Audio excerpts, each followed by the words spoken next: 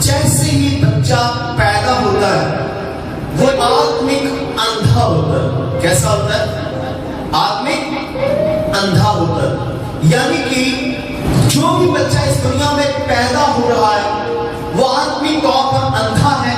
और आज के वचन में हम ये सीखेंगे कि इस आत्मिक अंधेपन को हम कैसे दूर करें। और जब एक व्यक्ति आत्मिक तौर पर अंधा होता है तो वह सच्चे परमेश्वर को कभी भी देख नहीं पाता, वो सच्चे परमेश्वर के कामों को नहीं देख पाता, वो सच्चे परमेश्वर के वचन पर विश्वास नहीं कर पाता। इसलिए कोई भी व्यक्ति जो आत्मिक अंधा है वो सच्चे परमेश्वर से दूर है। एक आयत बाइबल से हम पढ़ेंगे, यूहन्ना 9 अध्याय और उसकी 39 आयत। यहां से आज हम अपने वचन का आगाज करेंगे, आज के वचन की शुरुआत करेंगे कि प्रभु यीशु जो हमारे मुक्तिदाता, हमारे उद्धारकर्ता, हमारे रब्बी, हमारे प्रभु, हमारे परमेश्वर जब एक इंसान बनकर, जब मनुष्य का रूप धारण कर इस पृथ्वी पर आए तो प्रभु यीशु मसीह ने अपने मुख से कुछ ऐसे वचनों को कहा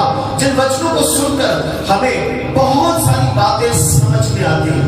यूहन्ना उसका 9 अध्याय और उसकी 39 आयत जब हम पढ़ते हैं तब प्रभु यीशु मसीह ने कहा, मैं इस जगत में न्याय के लिए आया हूं ताकि जो नहीं देखते वे देख सके और जो देखते हैं वे अंधे हो जाएं। बड़ा कड़वा वचन है, बहुत ही मुश्किल वचन है, बड़ी ही गहराई के साथ ये वचन भरा हुआ है। प्रभु यीशु मसीह ने कहा, मैं इस जगत में न्याय के लिए आया हूं, मैं इस जगत में जजमेंट करने के लिए आया हूं ताकि जो नहीं देखते वो देखें और जो देखते हैं वो अंधे हो जाए। और आगे जब प्रभु यीशु ये बात बोल रहे थे तो वहां मौजूद कुछ फरीसी लोग थे। फरीसी उस समय के वे लोग जो नामधारी धार्मिक लोग थे, जो नाम के ग्रंथों को जानने वाले लोग थे, जो ये दावा करते थे कि उन्हें खुदा के ग्रंथ की बहुत जानकारी है। जैसे आज के बहुत बड़े पंडित, विद्वान, ग्रंथी या बहुत बड़ा कोई पुरोहित लगा लो, उस समय के ये जो शास्त्री थे, ज्ञानवान लोग थे, वो यीशु के सामने आए और कहने लगे। 40 आयत जब पढ़ते तो वहां लिखा है, जो फरीसी उसके साथ थे उन्होंने ये बातें सुनकर उससे कहा, क्या हम भी अंधे हैं? यीशु ने उनसे कहा, यदि तुम अंधे होते तो पापी न ठहरते, परंतु अब कहते हो कि हम देखते हैं तो तुम्हारा पाप बना रहता है। प्रभु यीशु मसीह ये बात क्यों कह रहे थे? क्योंकि इस 9 अध्याय में प्रभु यीशु मसीह ने एक जन्म के अंधे को आंखें दी थी, जन्म के अंधे को रोशनी दी थी और वो चंगा हो गया। और जब वो चंगा हो गया तब क्या हुआ कि बहुत सारे लोगों ने उसकी चंगाई में खुशी मनाई, लेकिन बहुत सारे जो शास्त्री लोग थे, फरीसी लोग थे, सदूकी लोग थे, वो यीशु के विरोध में हो गए। और जब वो व्यक्ति चंगा हो गया तो ये फरीसी लोग उस चंगे हुए व्यक्ति के और उसके परिवार के विरोध में हो गए। और 35 आयत में लिखा, यीशु ने सुना कि उन्होंने उसे बाहर निकाल दिया, तब यीशु उससे मिला और यीशु ने उससे कहा, क्या तू परमेश्वर के पुत्र पर विश्वास करता है? वो अंधा जो चंगा हो गया था उसने कहा, हे प्रभु वो कौन है कि मैं उस पर विश्वास करूं? यीशु ने कहा, तू उसे देख रहा है, जो तेरे साथ बातें करता है वही है। हालेलुया। हर वो इंसान जो परमेश्वर के पुत्र यीशु मसीह पर विश्वास करता है उसकी आत्मा की आंखें खुल जाती है। बोलो हालेलुया, बोलो हालेलुया। यहाँ पर यीशु ने इस व्यक्ति के जन्म की जो शारीरिक आंखें थे वो तो खोली ही खोली, साथ में यीशु ने इसकी आत्मिक आंखों को भी खोला कि क्या तू परमेश्वर के पुत्र को विश्वास में लाता है? क्या तू परमेश्वर के पुत्र पर विश्वास करता है?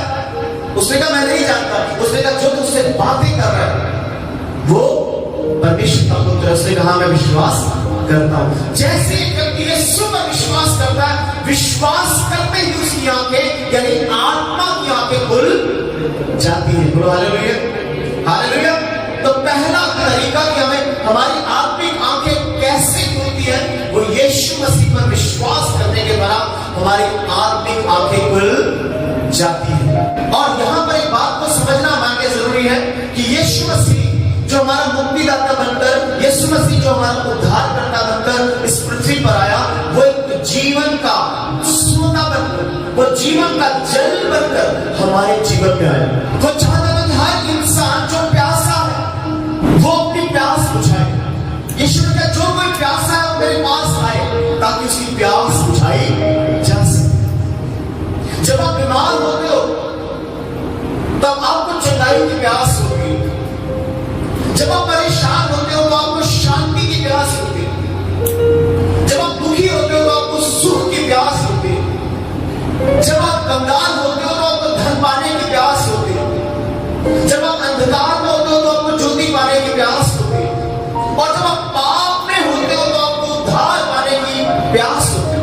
यीशु का जो कोई भी प्यासा है वो मेरे पास आए, मैं उसकी प्यास को करूंगा। प्रभु यीशु जीवन का जल है। बोलो हालेलुया। लेकिन आज पूरी दुनिया में उस जीवन के जल को लोग देख नहीं पा रहे, उसके जीवन के जल को वो पी नहीं पा रहे। और यीशु मसीह चाहते हैं, यीशु मसीह हर एक व्यक्ति को इनवाइट कर रहे हैं, उसे न्योता दे रहे हैं, उसे निमंत्रण दे रहे हैं कि तुम मेरे पास आओ, मैं तुम्हें जीवन का जल दूंगा। हालेलुया। और इस आत्मिक अंधेपन से तुम्हें नजात मिलेगी, तुम्हें छुटकारा मिलेगा। बोलो हालेलुया। प्रभु यीशु मसीह एक जीवन का सोता बनकर, एक जीवन का जल बनकर हर व्यक्ति की प्यास मिटाने के लिए उपलब्ध है, मौजूद है, उपस्थित है, प्रेजेंट है। बोलो हालेलुया। बाइबल में एक औरत थी जिसका नाम हाजिरा था। वो अब्राहम की दासी थी और अब्राहम से उसे एक पुत्र पैदा हुआ जिसका नाम इश्माइल था। और हाजिरा और इश्माइल को अब्राहम ने धन दौलत देकर, रोटी पानी देकर अपने घर से हमेशा हमेशा के लिए विदा कर दिया। और हाजिरा अपने बेटे इश्माइल को लेकर बेरशेबा के जंगल में भटक रही थी। क्यों भटक रही थी? क्योंकि अब्राहम के बारे में और अब्राहम की पत्नी सारा के बारे में उसके मन में बुरा आ गया। और जब हमारे मन में बुराई आ जाती है, किसी के प्रति नेगेटिव सोच आ जाती है, तो हमारी आत्मिक आंखें बंद हो जाती है। हालेलुया। तो हाजिरा जंगल में भटक रही है, और जैसे हाजिरा जंगल में भटक रही है, आज भी बहुत सारे लोग भटक रहे हैं। कोई शांति पाने के लिए पहाड़ों में घूम रहा है, कोई किसी पेड़ की पूजा कर रहा है, कोई पेड़ की तरफ धागे बांध रहा है, कोई चिराग जला रहा है, कोई मनुष्यों को पूज रहा है, कोई पत्थरों को पूज रहा है, और लोग भटक रहे हैं।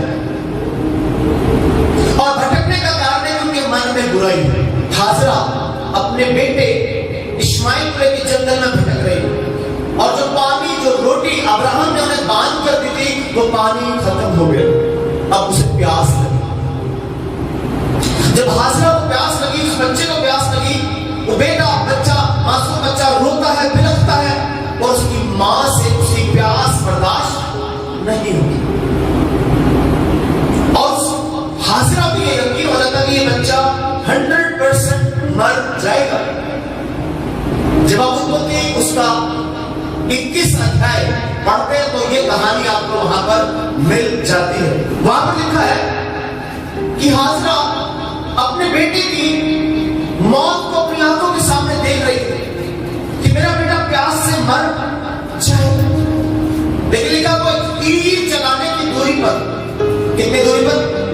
एक तीर चलाने की दूरी पर। जब तीर चलाया जाता है तो जितनी दूरी पर एक तीर गिरता है, उतनी दूरी पर हाजिरा अपने बच्चे को छोड़कर दूर चली गई और वहां पर रोने लगी, बिलखने लगी, क्योंकि अपनी आंखों के सामने ने अपने बच्चे को मरता हुआ नहीं देखना चाहती और रोती है, चिल्लाती है, परमेश्वर के आगे गुहार लगाती है। तो वचन कहता है उत्पत्ति उसका 21 अध्याय उसकी 19 लिखा, तब परमेश्वर ने हाजरा की आंखें खोल दी। तो आंखें उसकी पहले थी, वो अंधी थोड़ी थी। हालेलुया। हाजरा की आंखें पहले भी मौजूद थी, लेकिन जिस्मानी आंखें थी और वो अपनी जिस्मानी आंखों से उसी जगह पर एक कुआं था, उसे देख नहीं पा रही थी। एक कुआं वहां पर पानी का मौजूद था, वो हाजरा उसे देख नहीं पा रही। हमारे सामने, हमारे घर में, हमारे साथ यीशु मौजूद होता है और हम उस जल के सोते को देख नहीं पाते। हमारे शहर में, हमारे गांव में, हमारे कस्बे में, हमारे इलाके में, हमारे आस पड़ोस यीशु मौजूद है। उसने कहा जहां दो या तीन मेरे नाम से इकट्ठे होते हैं वहां मैं मौजूद हूं। और लोग भटक रहे हाजरा की तरह। लिखा परमेश्वर ने हाजरा की आंखें खोल दी, तब उसने वहां पर पानी के कुएं को देखा और पानी भरकर अपने बच्चे को पिलाया और उसका बच्चा बच गया। हालेलुया। तो यहां पर हम क्या सीखते हैं कि हमारी आत्मा की आंखें कैसे खुल सकती है। हाजरा की आंखें कैसे खुली? जब वो रोती है, जब वो बिलखती है, जब वो अपने बच्चे की जान के लिए परमेश्वर से पुकारती। तो आज अगर हम चाहते हैं कि हमारी अंदर की आंखें, हमारे मन की आंखें, हमारे आत्मा की आंखें खुल जाए, तो हमें रोकर पुकारना होगा, अपने खुदा को पुकारना होगा। जैसे अंधे बर्तिमाई ने पुकारा, हे यीशु, हे दाऊद की संतान, मुझ पर दया कर। और यीशु ने अंधे बर्तिमाई की आंखों को खोल दिया। हमें पुकारना पड़ेगा। आत्मिक अंधेपन को प्रभु यीशु मसीह के पास आकर पहली बार उस पर विश्वास करके हमारा आत्मिक अंधापन दूर होता है, और दूसरा यीशु के पास आकर हमें उसे दिल से पुकारने की जरूरत है। बोलो हालेलुया। और इस आयत में हम क्या देख रहे हैं? यूहन्ना 9 अध्याय 39 आयत में यीशु ने कहा कि मैं इस जगत में न्याय करने के लिए आया हूं, मैं इस जगत में जजमेंट करने के लिए आया हूं। और बहुत सारे लोग, बहुत सारे मसीही लोग भी आज यीशु मसीह पर विश्वास करते हैं, उसकी चंगाइयों के लिए, उसके चमत्कारों के लिए, उसकी आशीषों के लिए, उसकी बरकत के लिए, अद्भुत कामों के लिए उस पर विश्वास कर रहे हैं। लेकिन मसीही लोग आज उसके न्याय के लिए उस पर विश्वास नहीं करते। उसने क्या कहा कि मैं किस लिए आया हूं? चंगाई देने के लिए। उसने कहा मैं चमत्कार करने के लिए आया हूं। उसने कहा मैं आपको बरकत देने के लिए आया हूं। उसने कहा मैं जगत में न्याय करने के लिए आया हूं। और आज लोग यीशु के न्याय की ओर अपना ध्यान नहीं करते, उसके न्याय पर अपने मन को नहीं टिकाते। हालेलुया। हमें यीशु के न्याय की वो तलवार नजर नहीं आ रही, लेकिन वो न्याय करेगा पूरे जगत का। क्योंकि यीशु ने कहा मैं जगत में क्या करने के लिए आया हूं? न्याय करने के लिए। हम न्याय प्रभु का क्यों नहीं देख पा रहे? क्योंकि हम आत्मिक तौर पर अंधे हैं। बहुत सारे आज पास्टर्स, बहुत सारे प्रेरित, बहुत सारे सुसमाचार प्रचारक, बहुत सारे भविष्यवक्ता, बहुत सारे बाइबल टीचर्स, वो आज यीशु के न्याय के विषय में किसी को सिखा रहे। यीशु क्या करेगा? न्याय करेगा, वो जजमेंट करेगा। हालेलुया। और न्याय से वो अनजान होकर शारीरिक आशीषों के बारे में सिखा। बाइबल में एक व्यक्ति था, वो भी परमेश्वर का एक बहुत बड़ा नबी था, बहुत बड़ा भविष्यवक्ता था, और वो भी आत्मिक तौर पर अंधा था।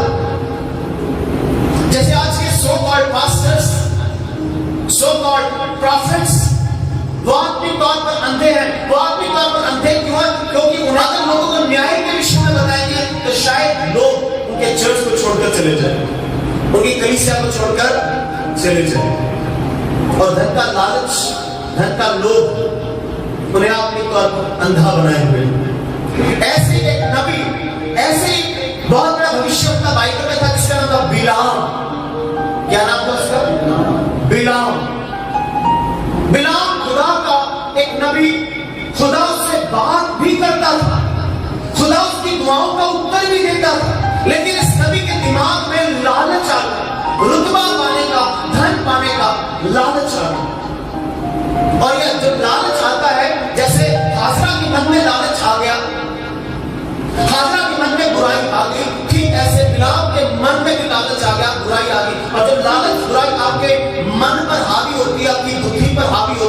आप आत्मिक तौर पर अंधे हो जाते।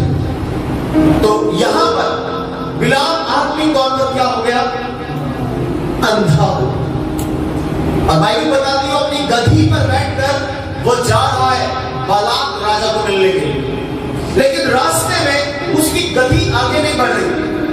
उसकी गधी को एक स्वर्गदूत तलवार लिए नजर आ रहा है और उसकी गधी को नजर आ रहा है क्योंकि खुदा ने उसकी गधी की आंखें खोल दी।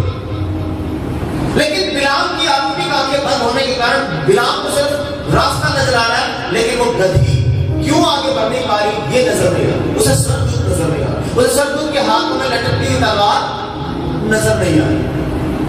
हालेलुया।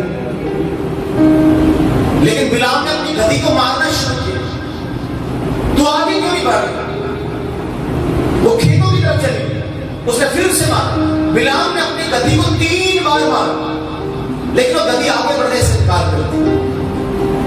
हैरान कर देने वाली बात है, आज का इंसान बिलाम की तरह अंधा हो चुका है। उसे खुदा का न्याय, खुदा के दूत की हाथ में तलवार नजर नहीं आ रही, जजमेंट नजर नहीं आ रही। यीशु ने कहा मैं जगत में न्याय करने के लिए आया। जब हम गिनती की किताब पढ़ेंगे उसका 22 अध्याय और उसकी 31 आयत, तब यहोवा ने बिलाम की आंखें खोली और उसको यहोवा का दूत हाथ में नंगी तलवार लिए हुए मार्ग में दिखाई पड़ा और वह झुक गया और मुंह के बल गिर के दंडवत की। हालेलुया। परमेश्वर ने बिलाम की आंखों को खोला। इसका मतलब बिलाम पहले शारीरिक तौर पर अंधा नहीं था।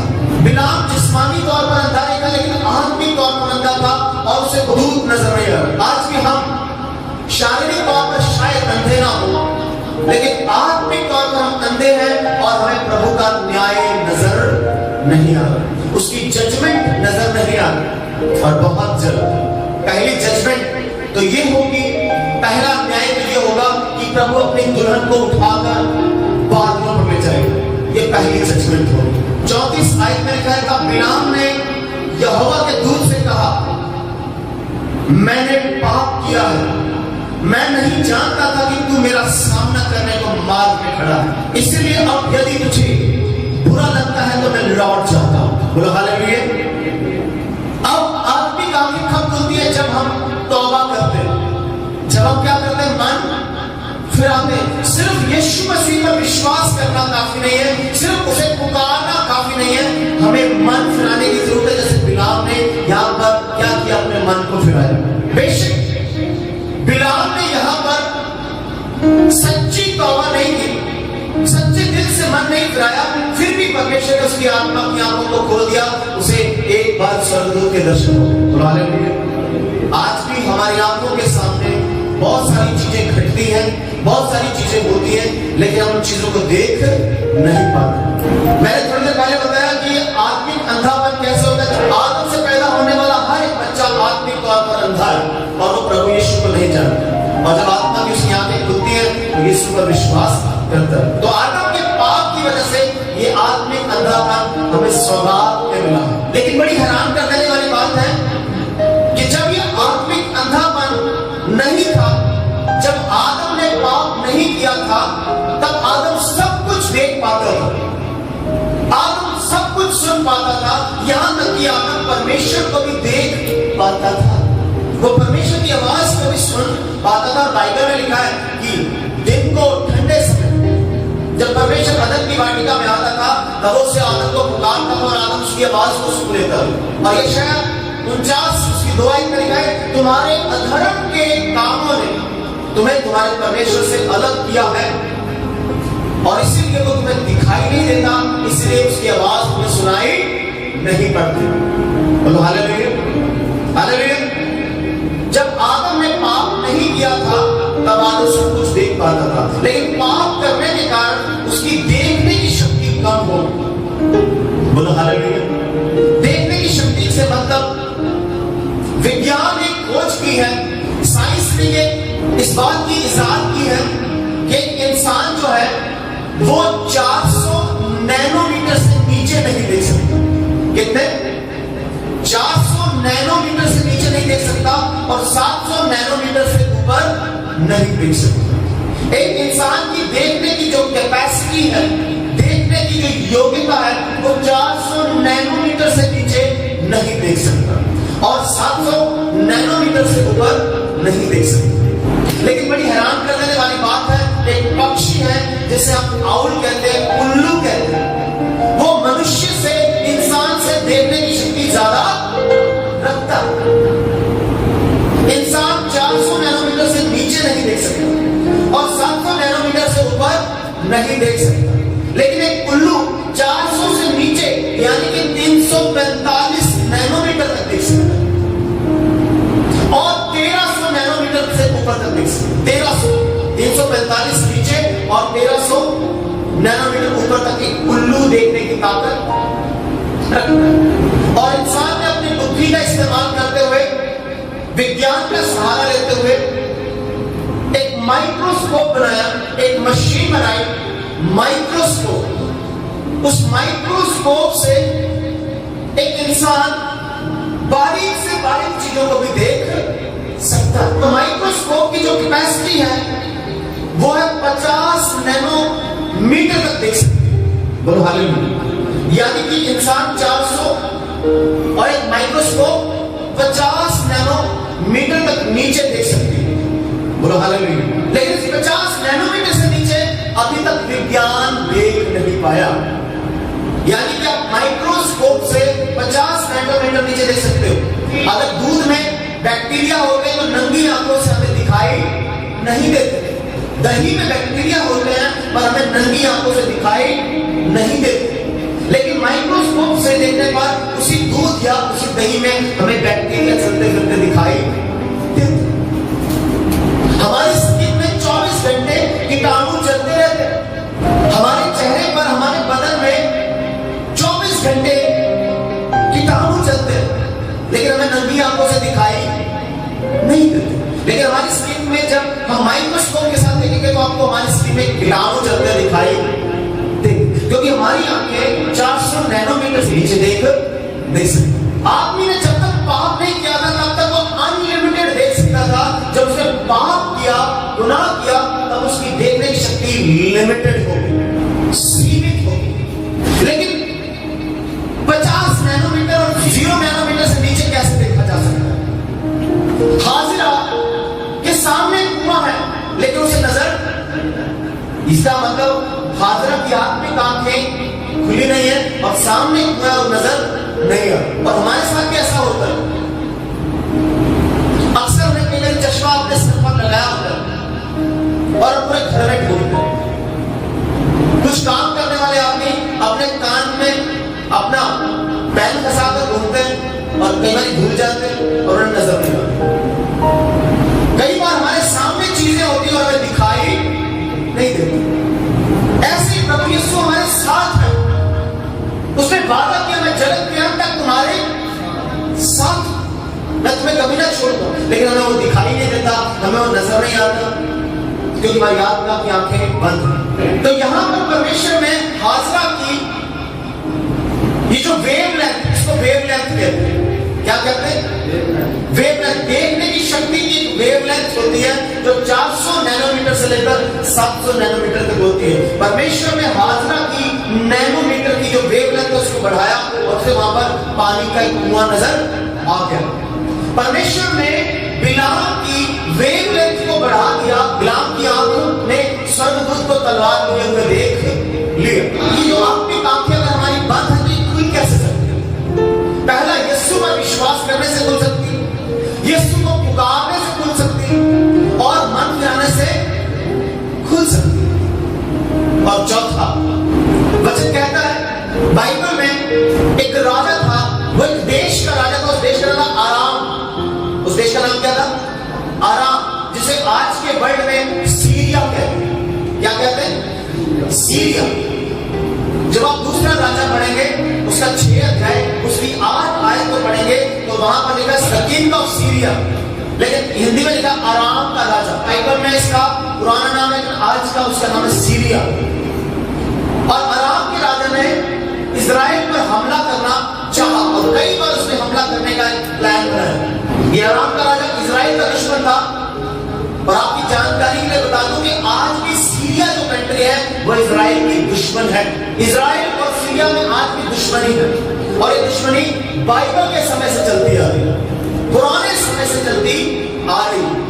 तो ये अराम का राजा इजराइल पर हमला करना चाहता था, और कई बार इसने योजना बनाई, और जब भी ये योजना बनाता था तो खुदा का एक नबी था, खुदा का एक दास था जिसका नाम था अलीशा।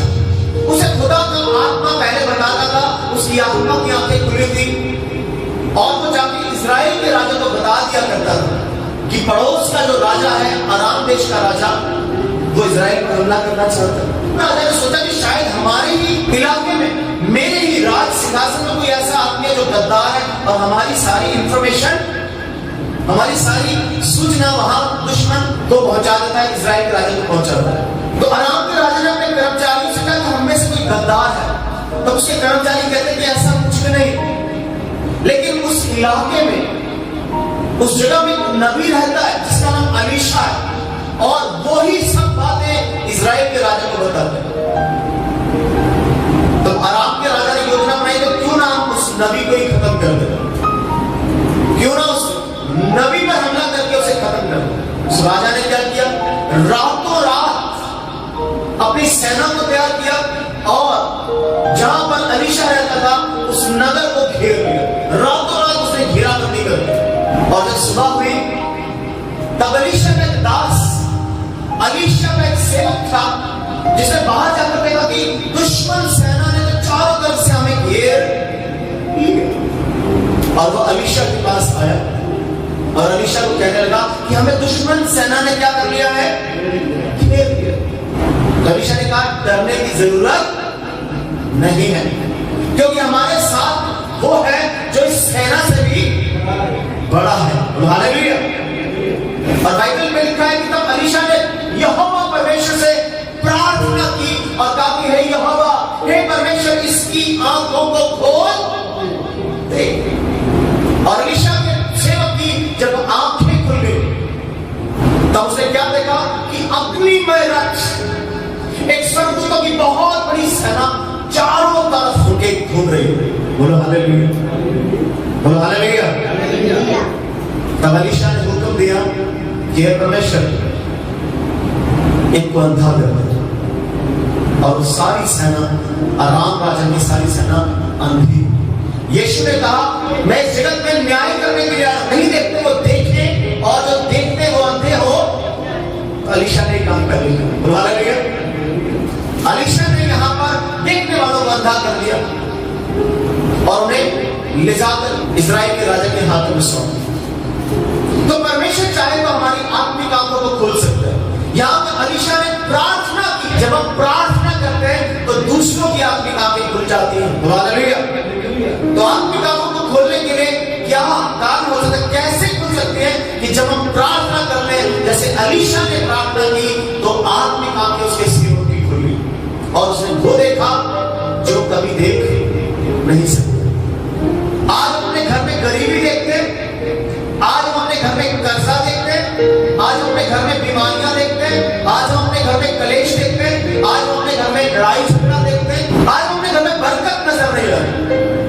हमें वो नजर नहीं आ रहा जो परमेश्वर में दिखाना चाहिए। तो कहने का अर्थ यहाँ पर यह है कि हमारी जब तक आत्मिक आंखें बंद है, हम वो चीजें नहीं देख पाते जो हमें परमेश्वर दिखाना चाहता है। आज बहुत सारे लोग इस दुनिया में ऐसे जो यीशु को नहीं देख पा रहे, उसके कामों को नहीं देख पा रहे, उसके वचन को नहीं देख पा रहे, उसकी योजना को नहीं देख पा रहे, उसकी आमद को नहीं देख पा रहे, उस पर विश्वास नहीं कर पा रहे। बोलो हालेलुया। तो परमेश्वर हमारी आत्मा की आंखों को कैसे खोल सकता है? पहला, विश्वास करने से।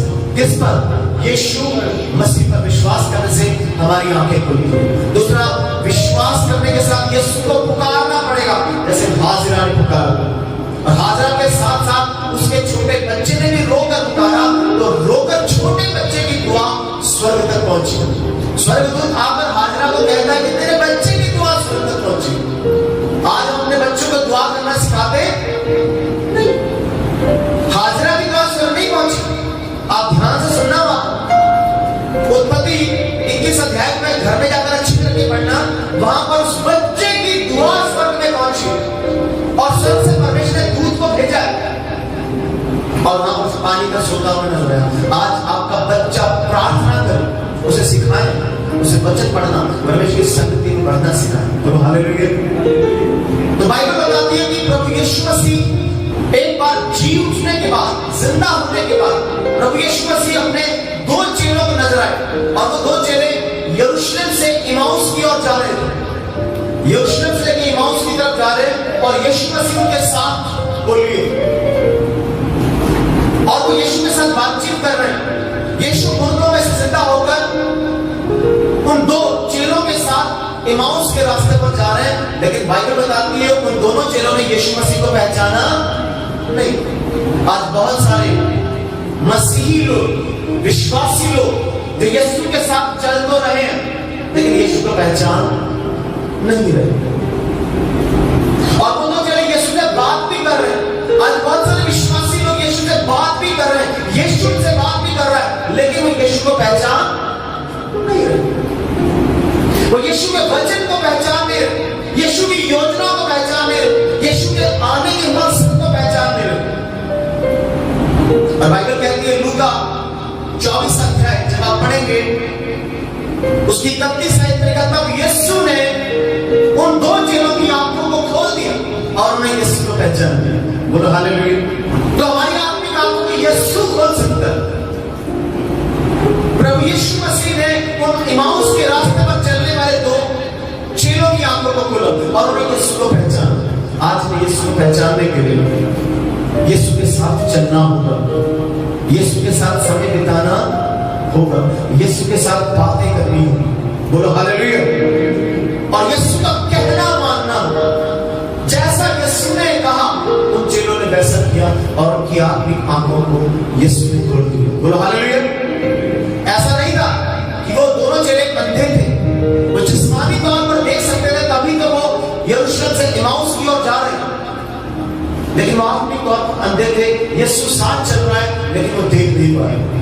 बाइबल कहती है कि पौलुस और सिलास जेल में बंद हैं, उनके पांव में भी बेड़ियां हैं, उनके हाथों में भी बेड़ियां हैं और उन्हें बैतों से मार मार कर जेल में बंद किया गया, उनका लहूलुहान किया और वो जेल में आराधना, स्तुति, महिमा, तारीफ कर रहे अपने जीवित परमेश्वर यीशु मसीह की। बोला हालेलुया। जब आराधना कर रहे थे तो बाइबल बताती है कि जेल की दीवारें हिल गई, भूकंप आ गया, चारों तरफ अंधेरा छा। तब जेल के उस जेलर ने सोचा कि सारे कैदी भाग गए, सारे कैदी भाग गए, तो अगर मेरी मौजूदगी में, मेरी ड्यूटी के टाइम ये खबर राजा तक पहुंची तो राजा मुझे सबके सामने बेदर्द मौत देगा, खतरनाक मौत देगा। इससे पहले कि राजा मुझे मरवाए तो क्यों ना मैं खुद को मार डाल।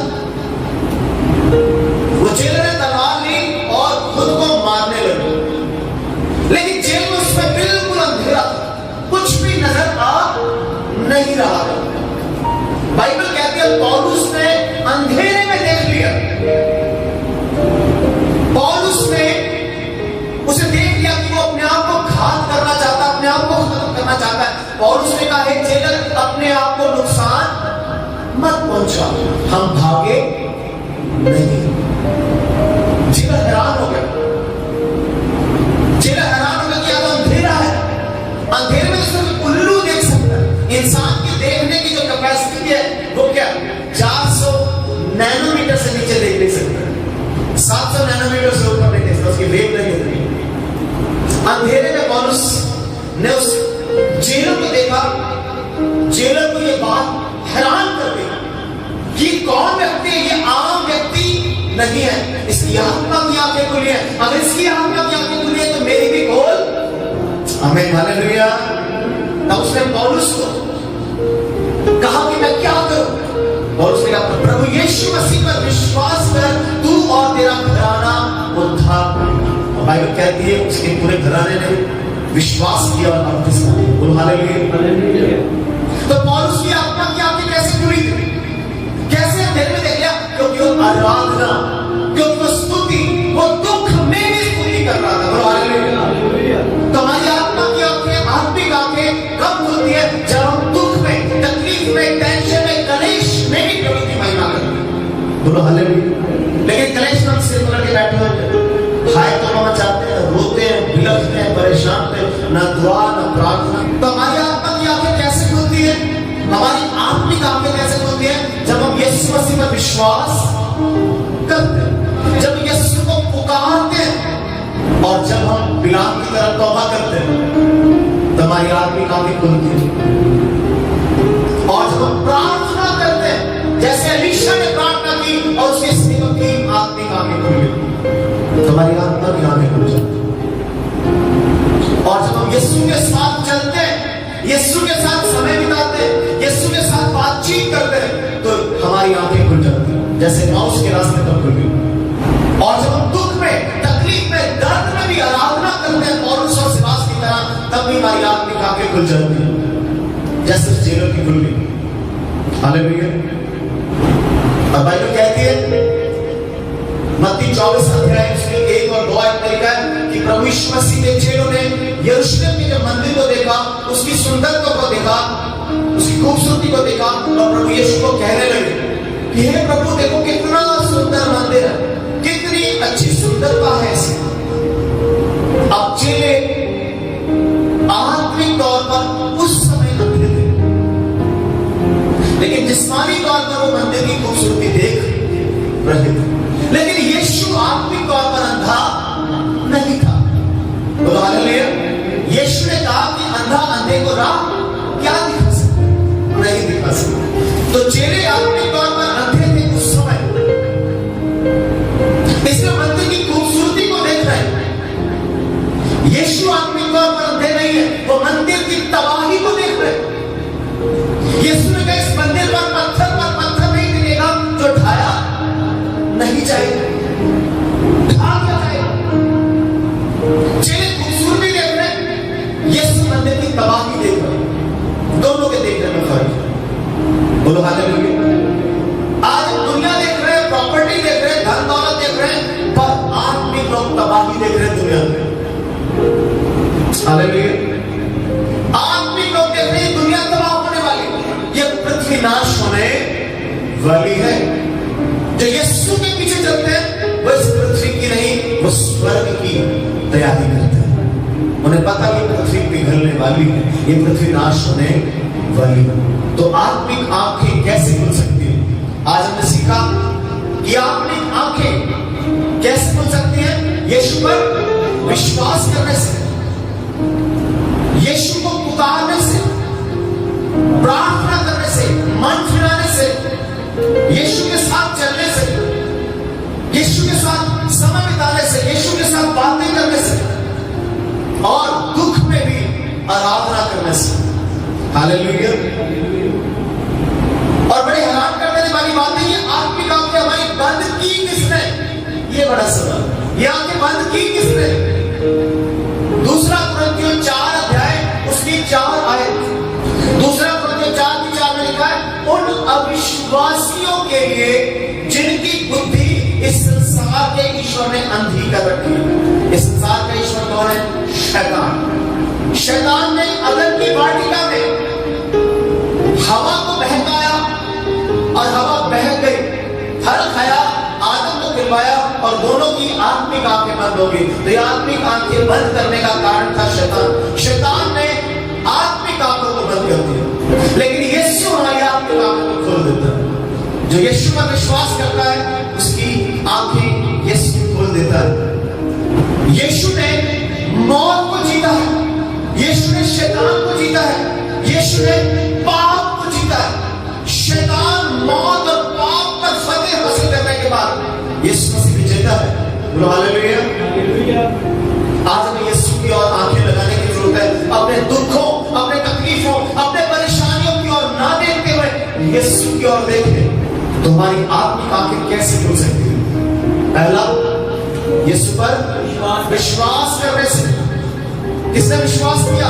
उस अंधे व्यक्ति ने, यूहन्ना 9 अध्याय में जिसकी जन्म से आंखें अंधी थी, मां के गर्भ से अंधा पैदा हुआ था, यीशु ने उसकी आंखें खोल दी और उसने कहा क्या तुम परमेश्वर के पुत्र पर विश्वास करते? उसने ये नहीं कहा क्या तुम मेरी चंगाई पर विश्वास करता? आज के मसीह किस पर विश्वास करता? यीशु की चंगाई पर विश्वास करता। लेकिन यीशु ने क्या कहा, क्या तुम परमेश्वर के पुत्र के आने पर विश्वास करते हो? क्यों पृथ्वी पर क्यों आया? आगे यीशु ने आने का मकसद भी बताया कि मैं जगत में न्याय करने के लिए आया। वो कहता मैं विश्वास करता हूं। हालेलुया। पहले कहता कौन? कहता मैं, कहता मैं विश्वास करता हूं। हालेलुया। तो सबसे पहले हमारा आत्मिक अंधापन यीशु पर विश्वास करने के कारण दूर होता है। दूसरा, हमारा आत्मिक अंधापन यीशु को पुकारने से दूर होता है। जैसे इश्माइल ने बचपन में पुकारा और इश्माइल की पुकार स्वर्ग तक पहुंची और परमेश्वर ने उसकी, इश्माइल की मां की आंखें, हाजरा की आंखें खोल दी और उसे पानी का सोता नजर आया। बोलो हालेलुया। इसका मतलब परमेश्वर को पुकारने से, बर्तिमाई ने पुकारा और खुदा ने उसकी आंखें खोल दी, यीशु ने उसकी आंखें खोल दी। आज वो पुकारने की जरूरत है। बोलो हालेलुया। और ना केवल विश्वास और ना केवल पुकार, बल्कि मन फिराना जरूरी है। वहां पर बिलाम ने मन फिराया, तब स्वर्गदूत ने उसे दर्शन दिया। परमेश्वर ने बिलाम की आंखों को खोला और उसे स्वर्गदूत अपने हाथ में तलवार लिए खड़ा नजर आया। बोलो हालेलुया। तो जब हम तौबा करते हैं, मन फिराते हैं, तब भी परमेश्वर हमारी आंखों को खोल देता है। और जब हम अलीशा की तरफ प्रार्थना करते हैं, तब भी परमेश्वर हमारे साथ जुड़े लोगों की आंखें खोल देता है। जैसे अलीशा के सेवक की आंखें प्रार्थना के द्वारा खोली। और जब हम प्रभु यीशु के साथ चलते हैं, कदम से कदम मिलाते हैं, प्रभु के साथ समय बिताते हैं, प्रभु के साथ बातचीत करते हैं, तब भी परमेश्वर हमारी आत्मिक आंखों को खोल देता है। जैसे उसने इमाउस के रास्ते पर अपने दो चेलों की आंखों को खोल दी। Hallelujah, hallelujah. और जब हम दुख में, तकलीफ में, दर्द में भी आराधना करते हैं, स्तुति करते हैं, परमेश्वर की महिमा करते हैं, तो परमेश्वर हमारी आत्मिक आंखों को खोल देता है। जैसे पौलुस और सिलास की आंखों को खोला, और परमेश्वर ने जब पौलुस की आंखों को खोला, उसने अंधेरे में जेलर को खुद को कत्ल करते हुए देख लिया। बोलो हालेलुया। और उसने जेलर को बचाया, जेलर के घराने को बचाया। आखिरी तरीका क्या है आत्मिक आंखें खोलने का? वह पवित्र आत्मा मांगना।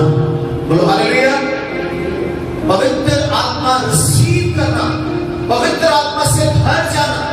प्रभु यीशु ने कहा कि मैं जाता हूं, तुम्हारे लिए सहायक भेजता हूं, वो आएगा और तुम्हें वो सब बातें सिखाएगा जो मैंने तुम्हें बताई। और संसार उसे नहीं देखता, लेकिन तुम उसे देखते हो क्योंकि वो तुम्हारे भीतर रहता है। बोलो हालेलुया, बोलो हालेलुया। तो पवित्र आत्मा हमें हमारी आत्मिक आंखें खोलने में मदद करता है। पहला कुरिन्थियों 2 अध्याय उसकी 9 आयत आप पढ़ सकते हैं। वहां पर लिखा हुआ है, जो आंखों ने नहीं देखी, जो कानों ने नहीं सुनी, जो मनुष्य के चित्त पर नहीं चढ़ी, वे बातें परमेश्वर ने अपने प्रेम करने वालों के लिए रख छोड़ी। जो प्रेम करते, जो यीशु से प्रेम करते हैं, बाइबल बताती है यूहन्ना यीशु से बहुत प्रेम करता था, और यीशु भी यूहन्ना से बहुत प्रेम करता था। इसलिए यीशु ने यूहन्ना की आत्मिक आंखों को खोला और उसने प्रकाशित वाक्य लिख डाला। बोलो हालेलुया।